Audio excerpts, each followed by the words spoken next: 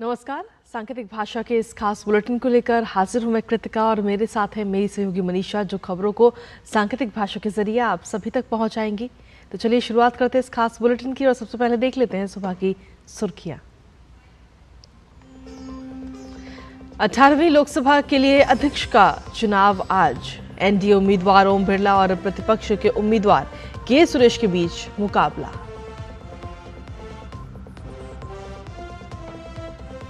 अरविंद केजरीवाल की जमानत याचिका पर सुप्रीम कोर्ट में सुनवाई आज। वहीं सीबीआई केजरीवाल को आबकारी नीति मामले में आज संबंधित ट्रायल कोर्ट में करेगी पेश।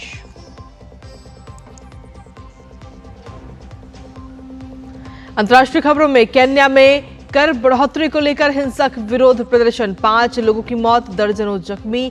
अमेरिका ने की निंदा, भारत ने अपने नागरिकों के लिए जारी की एडवाइजरी।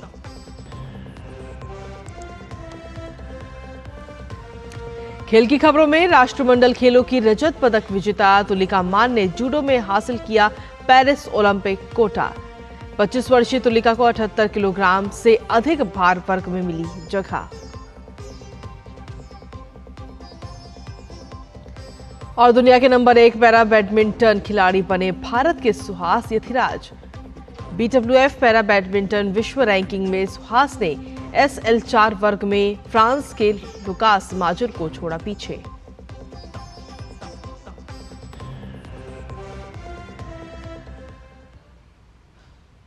तो ये थी सुबह की सुर्खियां और सुर्खियों के बाद अब खबरों में विस्तार से बात करेंगे, जहां 18वीं लोकसभा के अध्यक्ष पद के लिए आज चुनाव होगा। एनडीए की ओर से भारतीय जनता पार्टी के वरिष्ठ सांसद ओम बिरला और विपक्षी गठबंधन की तरफ से कांग्रेस सांसद के सुरेश के बीच मुकाबला है। दरअसल संविधान के अनुच्छेद 93 के अनुसार लोकसभा अध्यक्ष का चुनाव साधारण बहुमत से होता है। इसका मतलब है कि जिस उम्मीदवार को सदन में मौजूद सदस्यों में से आधे से अधिक वोट मिलेंगे उसे अध्यक्ष चुना जाएगा। हालांकि सत्तारूढ़ एनडीए के पक्ष में बहुमत है और पूरी संभावना है कि ओम बिरला को इस बार भी लोकसभा अध्यक्ष के लिए चुन लिया जाएगा। तो वही विपक्ष अपने उम्मीदवार को मैदान में उतारकर पूरी टक्कर देने को तैयार है। पिछली लोकसभा में अध्यक्ष रहे ओम बिरला राजस्थान से लगातार तीसरी बार कोटा बूंदी लोकसभा सीट का प्रतिनिधित्व कर रहे हैं। तो वहीं 8 बार के सांसद और विपक्ष के उम्मीदवार कांग्रेस के सुरेश केरल की मावेलीकारा लोकसभा सीट का प्रतिनिधित्व कर रहे हैं। संसदीय इतिहास में अभी तक इससे पहले 3 लोकसभा अध्यक्ष ही दूसरी बार स्पीकर बने हैं, जबकि केवल 2 बार ही 1952 और 1976 यानी कि 2 बार ही लोकसभा अध्यक्ष पद के लिए मतदान हुआ है। इसके अलावा हर बार सर्वसम्मति से ही लोकसभा अध्यक्ष चुने जाते रहे हैं।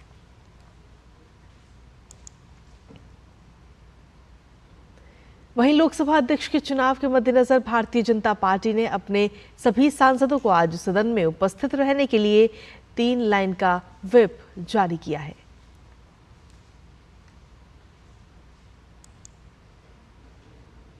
और वहीं कांग्रेस ने भी अपने सदस्यों को सदन में उपस्थित रहने के लिए 3 लाइन का व्हिप जारी किया है। सदन में पार्टी के मुख्य सचेतक के सुरेश ने सभी सदस्यों को सुबह 11 बजे से लेकर सदन के स्थगित होने तक सदन में उपस्थित रहने का निर्देश दिया है।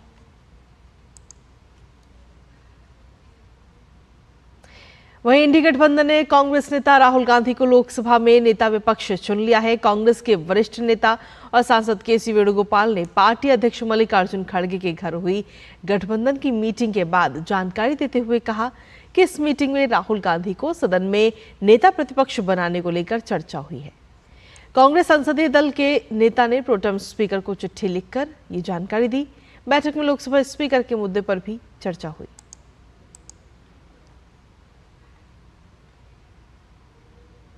और आगे बढ़ते हुए बात अब दिल्ली की, जहां दिल्ली की कथित शराब घोटाले से जुड़े मनी लॉन्ड्रिंग मामले में उनकी जमानत पर अंतरिम रोक लगाने वाले दिल्ली उच्च न्यायालय के आदेश के खिलाफ मुख्यमंत्री अरविंद केजरीवाल की याचिका पर आज सुप्रीम कोर्ट में सुनवाई होगी।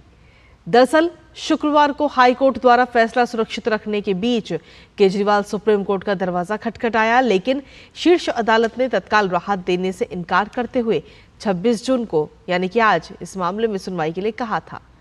तो वहीं बीते कल हाई कोर्ट ने अरविंद केजरीवाल की जमानत याचिका को खारिज कर दिया। इससे पहले दिल्ली शराब घोटाले से जुड़े मनी लॉन्ड्रिंग मामले में केजरीवाल को ट्रायल कोर्ट ने बेल दे दी थी, लेकिन ईडी की अपील पर हाई कोर्ट ने उनकी जमानत पर रोक लगा दी थी। दिल्ली हाई कोर्ट ने कहा कि ट्रायल कोर्ट ने पीएमएलए के सेक्शन 45 के तहत जमानत की जरूरी शर्तों पर विचार नहीं किया। साथ ही निचली अदालत द्वारा केस से जुड़े सारे दस्तावेजों की अनदेखी की गई है।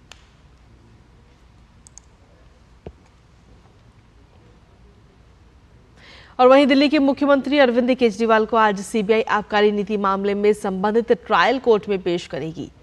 बीते कल सीबीआई ने तिहाड़ जेल के अंदर मुख्यमंत्री अरविंद केजरीवाल से पूछताछ की है और आबकारी नीति मामले से संबंधित उनका बयान दर्ज किया गया। सीबीआई ने अदालत में पेश करने के लिए रिमांड की अर्जी लगाई है और उसके बाद गिरफ्तार किया जा सकता है, क्योंकि हिरासत में लेकर पूछताछ करने के लिए गिरफ्तार करना जरूरी होगा।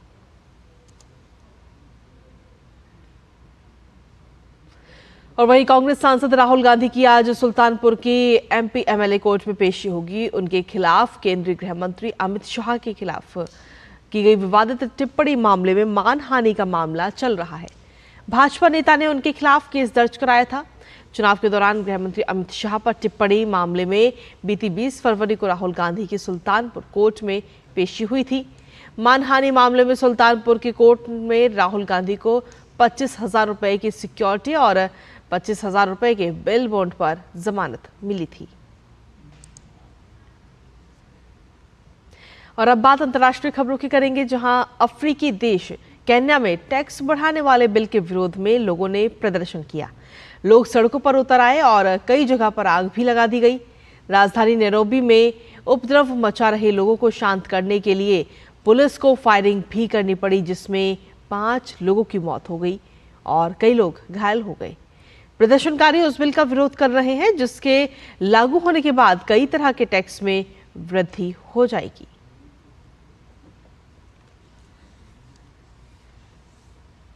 पूर्वी अफ्रीका देश केन्या के हालात लगातार बिगड़ते जा रहे हैं और ऐसे तनावपूर्ण हालातों के मद्देनजर केन्या में भारतीय उच्चायोग ने एक्स पर एडवाइजरी जारी की है।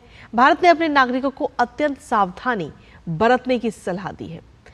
एक्स पर की गई इस पोस्ट में कहा गया है कि मौजूदा तनावपूर्ण स्थिति को देखते हुए केन्या में सभी भारतीयों को अत्यधिक सावधानी बरतने, गैर जरूरी आवाजाही को प्रतिबंधित करने और स्थिति साफ होने तक विरोध और हिंसा से प्रभावित क्षेत्रों से दूर रहने की सलाह दी जाती है। अपडेट के लिए कृपया स्थानीय समाचार और मिशन की वेबसाइट और सोशल मीडिया हैंडल का अनुसरण करें।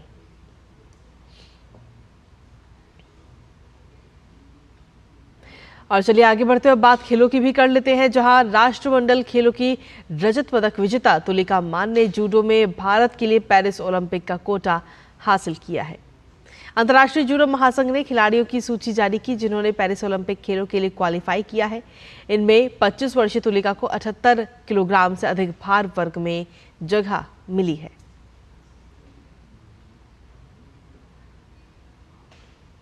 और इसी के साथ फिलहाल सांकेतिक भाषा के इस खास बुलेटिन में मुझे, मेरी सहयोगी मनीषा और हमारी पूरी टीम को दीजिए अनुमति।